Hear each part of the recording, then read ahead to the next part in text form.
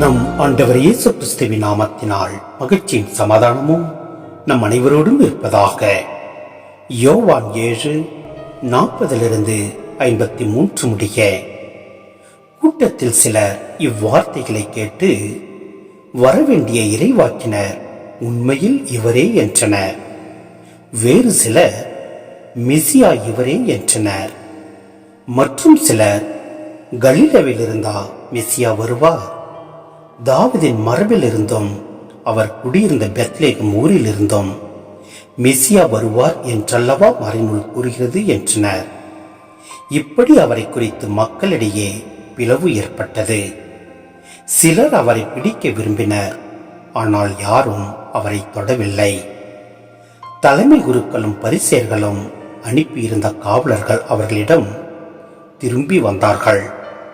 அவர்கள் காவலர்களிடம் ஏன் அவனை பிடித்து கொண்டு வரவில்லை என்று கேட்டார்கள். காவலர் மறுமொழியாக, அவரைப் போல எவரும் என்றுமே பேசியதில்லை என்றனர். பரிசேயர் அவர்களை பார்த்து, நீங்களும் ஏமாந்து போனீர்களா? தலைவர்களாவது பரிசேயர்களாவது அவனை நம்புவோர் யாராவது உண்டா? இம்மக்கள் கூட்டத்துக்கு திருச்சட்டம் தெரியாது, இவர்கள் சபிக்கப்பட்டவர்கள் என்றனர். அங்கிருந்த பரிசேயருள் ஒருவர் நிக்கதேம். அவரே முன்பு ஒரு நாள் இயேசுவிடம் வந்தவர்.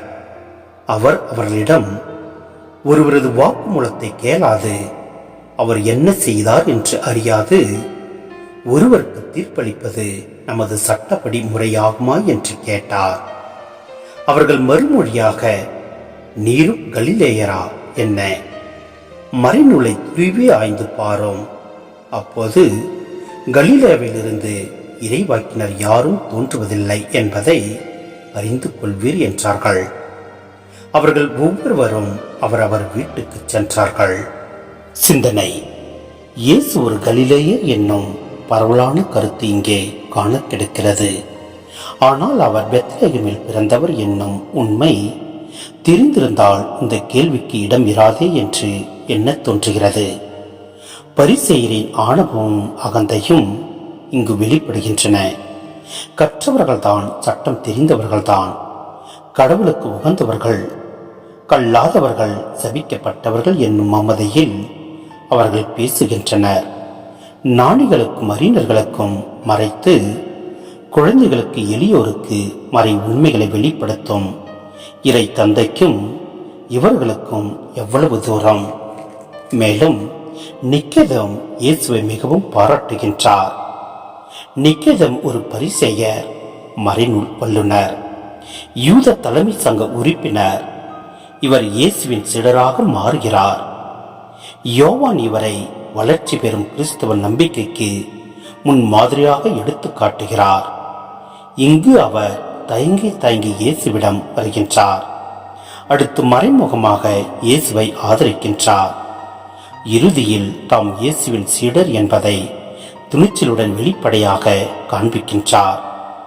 நிக்கதேம் இயேசுவை மிகவும் பாராட்டுகின்றார். எருசலேம் ஆலயத்தை இயேசு தூய்மைப்படுத்திய செயல் அவரை மிகவும் கவர்ந்திருந்தது. ஆலயத்தில் இடம்பெற்றிருந்த நெருக்கீடுகளையும் பண வழிபாட்டையும் தவறு என கருதிய நேர்மையான பரிசேயர் இவர். ஆனால் அதற்கு எதிராக இவரால் எதுவும் செய்ய இயலவில்லை.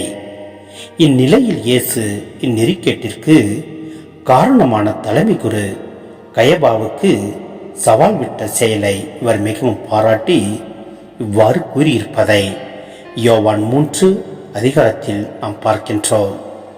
எனவே நம் ஆண்டவரில் நாம் நம்பிக்கை வைத்து அவர் திட்டத்தின்படி நாம் செயல்பட ஒவ்வொரு நாளும் நம்மை தயார்படுத்துவோம். அவரில் நிலைத்து வாழ்வோம். அவரோடு ஒன்றித்திருப்போம். எல்லாம் வல்ல இறைவன் நம்மை நிறைவாய் ஆசீர்வதிப்பார். ஆமேன்.